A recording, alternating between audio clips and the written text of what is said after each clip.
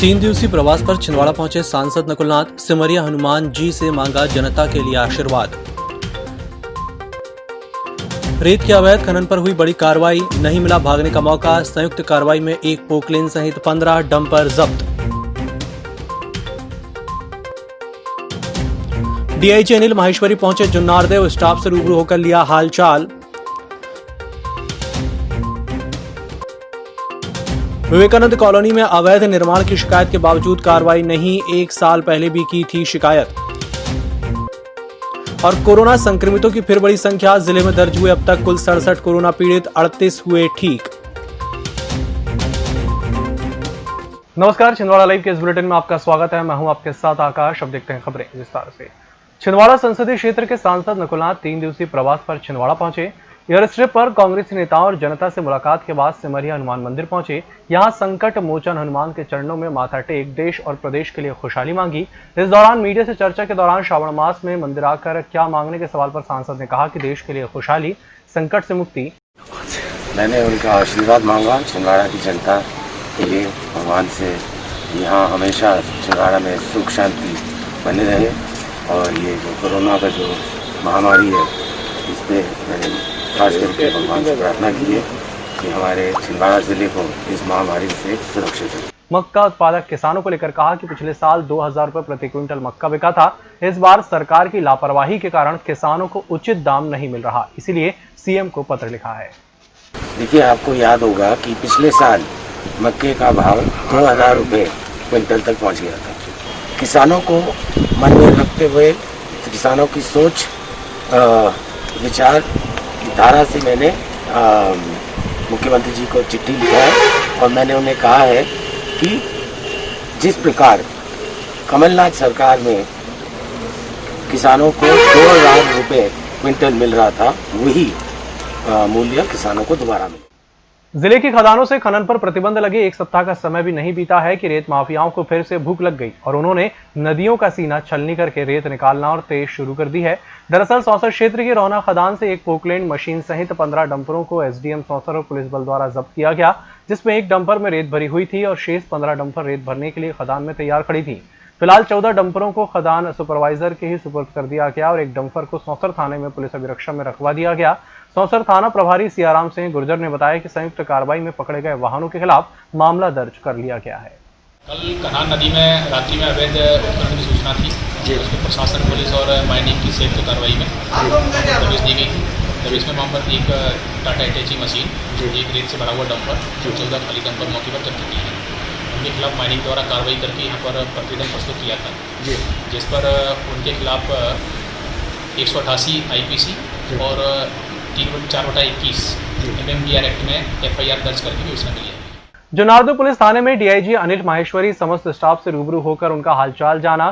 थाने में SDOP SK Singh, TI Rajendra Singh Bisen, sub inspector एकता सोनी, समस्त आरक्षक से डीआईजी द्वारा 1-to-1 चर्चा की गई। पुलिस स्टाफ से चर्चा के बाद पत्रकारों से बात करते उन्होंने कहा कि आज का ये दौरा पुलिस स्टाफ के हालचाल जानने का है, क्योंकि कोविड-19 कोरोना वायरस के चलते पुलिस स्टाफ का स्वास्थ्य की जानकारी भी जरूरी थी। एक प्रश्न के जवाब में उन्होंने कहा कि अपराधों की समीक्षा भी की जाएगी, जहां आवश्यक हो वहां दिशा निर्देश भी दिए जाएंगे। क्षेत्र तो अच्छा, तो खराब क्या है, तो कुछ भी नहीं है। क्षेत्र अच्छा है, अब देखूंगा समझूंगा तो अपनी राय बनाऊंगा। सर, आपके द्वारा जुन्नारदेव थाने का निरीक्षण किया है, सर क्या निर्देश दिए गए? नहीं, मैं निरीक्षण नहीं किया है मैं सिर्फ अपने अधिकारियों से मिलने आया हूँ, उनके हालचाल पूछने आया हूँ, उनकी सेहत के विषय में जानकारी लेने आया हूँ। जैसा आप सब जानते हो कि अभी कोविड का टाइम चल रहा है और इनका हौसला अफजाई करना है। विवेकानंद कॉलोनी के रहवासियों ने 1 साल पहले अवैध कब्जा हटाने की शिकायत की थी, लेकिन आज तक उस शिकायत पर कोई कार्रवाई नहीं हुई। नतीजतन कब्जा और बढ़ता जा रहा है, जहां असामाजिक तत्वों का डेरा भी जमने लगा है। क्षेत्रवासियों की माने तो असामाजिक तत्व उस स्थान का उपयोग शहर में किसी बड़ी वारदात को अंजाम देने के लिए भी कर सकते हैं। स्थानीय रहवासियों में से उदय शंकर विश्वकर्मा, गोविंदराव कराड़े ने बताया कि अवैध निर्माणाधीन मकान नजूल की जमीन में बन रहा है, जिसकी शिकायत विगत माह जिला कलेक्टर कार्यालय में भी की जा चुकी है। केस रजिस्टर्ड हो गया है, लेकिन अभी तक कोई प्रशासन ने। आप क्या चाहते हैं? अवैध निर्माण टूटना चाहिए, नहीं तो असामाजिक गतिविधियां तेज हो सकती है। के समय में असामाजिक गतिविधियां जी हो सकती है। 1 वर्ष से सीएम हेल्पलाइन में कंप्लेंट की गई थी, लेकिन कोई भी अधिकारी यहाँ पर आते हैं, देख के चले जाते हैं और उसकी कोई कार्रवाई अभी तक हुई नहीं है। और नजूलगी प्रकरण भी बन चुका है, लेकिन उसको हटाने के लिए अभी तक कोई आया नहीं है। बगीचे के लिए आरक्षित जमीन है, जिसका हम लोग शासन से लिखापढ़ी कर रहे हैं कि हम बगीचे बनवाइए। लगातार हमारे निवेदन के बाद भी वहाँ बगीचा नहीं बन पाया है। हमने सांसद महोदय से, विधायक महोदय से भी निवेदन किया है कि आप अपने बजट में से यहाँ गार्डन बनवा दीजिए, वो नहीं बन पाया है। उस खाली ज़मीन पर पड़ोस के जो झोपड़पट्टी के लोग हैं वो अनावश्यक अपने रिश्तेदारों को ला करके कब्जा कर रहे हैं। पिछली बार मिस्टर गौर, राम प्रसाद गौर, रेवेन्यू इंस्पेक्टर आए थे, उन्होंने उनको समझाई भी दी, फिर भी वो माने नहीं। जिले में फिर एक कोरोना से संक्रमित की संख्या बढ़ी है और यह संख्या अब 67 हो चुकी है, लेकिन हॉस्पिटल में फिलहाल 27 कोरोना संक्रमितों का उपचार चल रहा है। 38 को उपचार के बाद छुट्टी दे दी गई है। आपको बता दें कि अब भी 234 सैंपलों की रिपोर्ट आनी बाकी है। आज स्थानीय राजीव भवन में आयोजित अनुसूचित जाति प्रकोष्ठ की एक महत्वपूर्ण बैठक में जिले के सांसद नकुलनाथ ने कहा कि बदलते राजनीतिक परिवेश में हर चीज बदल रही है और हमें भी इस बदलाव के साथ खुद को बदलना होगा। उन्होंने प्रकोष्ठ को आश्वस्त किया कि संगठन के प्रचार प्रसार से संबंधित किसी भी सामग्री की कभी कमी नहीं आएगी। सांसद ने प्रदेश सरकार को घेरते हुए कहा कि पूर्व मुख्यमंत्री कमलनाथ जी ने जिले के विकास की लड़ाई 40 वर्ष पूर्व प्रारंभ की थी। आज छिंदवाड़ा अपनी प्रगति और उन्नति के लिए देश के नक्शे में पहचान बनाया हुआ है। मैंने अपने चुनाव प्रचार में छिंदवाड़ा को मेडिकल और एजुकेशन हब बनाने की बात कही थी। आज छिंदवाड़ा के पास यूनिवर्सिटी है, एग्रीकल्चर, हार्टिकल्चर कॉलेज है, लेकिन कुछ सपने अभी बाकी रह गए हैं और उसका मूल कारण प्रदेश की भाजपा सरकार है, जिसने लगभग ये आदेशित कर दिया है कि अब छिंदवाड़ा में कोई विकास कार्य नहीं होगा। जो कार्य हो रहे हैं उन्हें तत्काल रोक दिया जाए। सांसद ने आगे कहा कि आप सभी के प्यार, विश्वास, बल और शक्ति से अब तक जिले का सतत विकास हुआ है। हम विरोधियों की धमकी से डरने वाले नहीं हैं और अब मेरी पूरी कोशिश रहेगी कि मैं दोगुनी गति से इस विकास की लड़ाई को लड़ूंगा। हमारा 1200 बेड का जो सुपर स्पेशलिटी हॉस्पिटल है उसका शिलान्यास हुआ। छिंदवाड़ा यूनिवर्सिटी शुरू हुई। हमने घोषणा की थी कि छिंदवाड़ा में एक एग्रीकल्चर और हॉर्टिकल्चर कॉलेज भी खुलने जा रहा है। मैंने तो ये भी सपना देखा था कि हमारा छिंदवाड़ा जिले में एक एयरपोर्ट बने। उसके लिए भी दिल्ली से राइट्स कंपनी आई थी, उन्होंने सर्वे कर लिया और उन्होंने कहा था कि 2025 में यहाँ हवाई ट्रैफिक बढ़ेगी और जो हवाई अड्डे का जो प्रोजेक्ट है वो यहाँ वायबल होगा, फीजिबल होगा। लेकिन अफसोस की बात है, जिस रफ्तार से हमने काम करना शुरू किया, चाहे वो हमारे किसान हो, हमारे नौजवान हो, अब भारतीय जनता पार्टी की जो सरकार आई है उन्होंने तो खुलेआम आदेश दे दिए हैं, निर्देश दे दिए हैं कि छिंदवाड़ा में कोई विकास का काम नहीं होगा। जो भी विकास कार्य शुरू हैं उन पर तुरंत रोक लगा दी जाए। लेकिन कमलनाथ जी और मैं डरने वालों में से नहीं है। मोखेड़ विकासखंड के उमरानाला ग्राम पंचायत एकलबहरी के अंतर्गत आने वाली लगभग सभी आंगनवाड़ियां बिजली सुविधा से कई वर्षों से वंचित हैं। आंगनवाड़ी कार्यकर्ताओं ने बताया कि वे कई वर्षों से बिजली की सुविधा न होने से परेशान हैं। साथ ही टीकाकरण के लिए शिशु और माताएं आती हैं, वे भी बिजली न होने से परेशान होती हैं। आंगनवाड़ी कार्यकर्ताओं ने कई बार ग्राम पंचायत को बिजली की सुविधा को लेकर ज्ञापन और आवेदन भी दिए हैं, लेकिन इस ओर पंचायत का कोई ध्यान नहीं है। कार्यकर्ताओं ने मोखेड़ तहसीलदार दिनेश उइके से ग्राम पंचायत एकलबहरी अंतर्गत सभी आंगनवाड़ी में बिजली सुविधा मुहैया कराने की मांग की है। बुलेटिन वक्त चला एक छोटे से ब्रेक का, जल्द हाजिर होंगे। ग्राहकों को उत्कृष्ट सेवाएं प्रदान करने के लिए लगातार दूसरी बार रॉयल प्लैटिनम अवार्ड से सम्मानित Maruti Suzuki dealer Kamthi Motors corona से आपकी सुरक्षा को देखते हुए लेकर आए हैं घर बैठे मारुति कार की सर्विसिंग की सुविधा।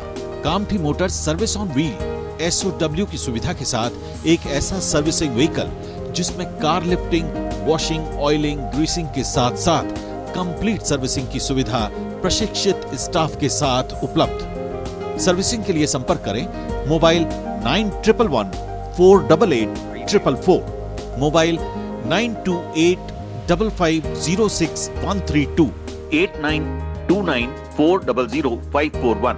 Kamthi Motors, Nagpur road, Chhindwara. Break के बाद एक बार फिर से आपका स्वागत है और बढ़ते हैं अगली खबर की ओर। तहसील छिंदवाड़ा अंतर्गत तहसीलदार, नायब तहसीलदार, आरआई और पटवारियों की पाक्षिक समीक्षा बैठक एसडीएम अतुल सिंह द्वारा ली गई, जिसमें उन्होंने लंबित प्रकरणों को जल्द से जल्द निपटाने के लिए निर्देश दिए। उन्होंने बारिश के चलते जल्द से जल्द सीमांकनों के आवेदन को निपटाने के लिए संबंधितों को निर्देश जारी किए। उन्होंने बताया कि अन्य जिलों से हम अच्छा प्रदर्शन करें, इसके लिए सभी को मिलकर कार्य करना होगा।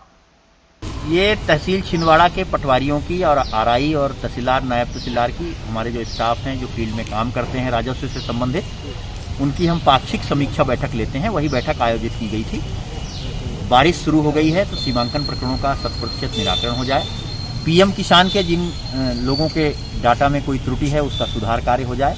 अन्य राजस्व से संबंधित जो विषय हैं, चाहे वो वसूली हो, चाहे राजस्व अभियान के तहत नामांतरण बंटवारा के दर्ज प्रकरणों का निराकरण हो, ऐसे सारे बिंदुओं पर डायवर्जन हो, ऐसे सारे बिंदुओं की समीक्षा की गई है। जिस पटवारी में जहां कोई उसके काम में कमी आई है उनको चेतावनी दी गई है और उनको भविष्य के लिए सचेत किया गया है।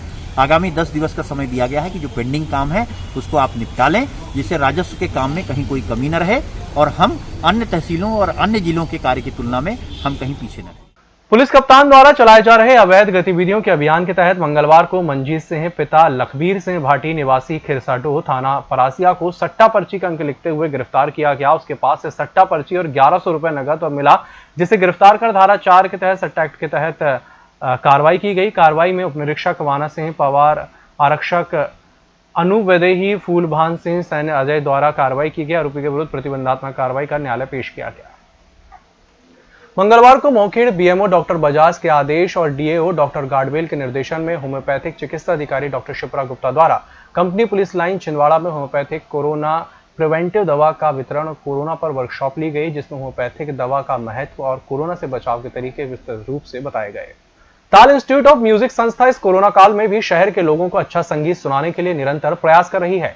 संस्था 14 जून से फेसबुक के जरिए लगातार लाइव सेशन के माध्यम से भारत के विख्यात कलाकारों द्वारा लाइव प्रोग्राम करा रही है। इसमें एकल तबला वादन, शास्त्रीय गायन, कथक, गजल के कार्यक्रम कराए जा चुके हैं, जिसमें हर्षित सोनी, उस्ताद हमीद लतीफ खान, रोहिणी घोष, अनुराधा सिंह, रागिनी देवले, सुदर्शन असिलकर, उस्ताद सलीम अल्लाहवाले जैसे विख्यात कलाकारों ने प्रस्तुतियां दी हैं। इसी क्रम में गुरुवार 9 जुलाई को शाम 7 बजे सोहनी राय चौधरी और आसिफ खान का प्रोग्राम रखा गया है। इसे फेसबुक के ताल institute of music Chhindwara page पर देखा जा सकता है।